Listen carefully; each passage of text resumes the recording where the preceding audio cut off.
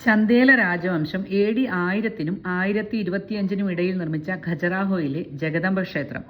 ഖജറാഹോയിലെ ഓരോ ക്ഷേത്രങ്ങളും പൂർത്തിയാക്കാൻ ഏകദേശം 25 വർഷങ്ങളോളം എടുത്തിട്ടുണ്ടത്രേ. ദൈനംദിന ജീവിതത്തിന്റെ വിവിധ ഭാവങ്ങൾ പ്രകടിപ്പിക്കുന്ന ശില്പങ്ങൾ.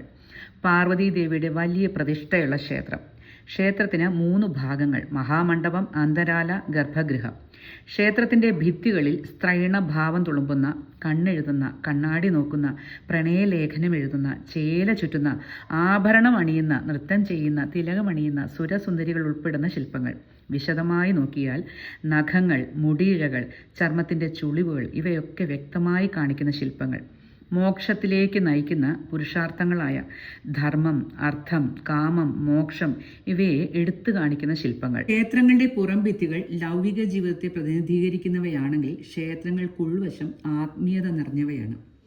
ഈ ക്ഷേത്രങ്ങൾ ഭാരതത്തിലെ ചന്ദേല രാജവംശത്തിന്റെ പ്രൗഢിയെയും അക്കാലത്തെ ശില്പങ്ങളുടെ അപാര ശില്പവൈദഗ്ധ്യത്തിന്റെയും ജ്ഞാനത്തിന്റെയും അടയാളമാണ്.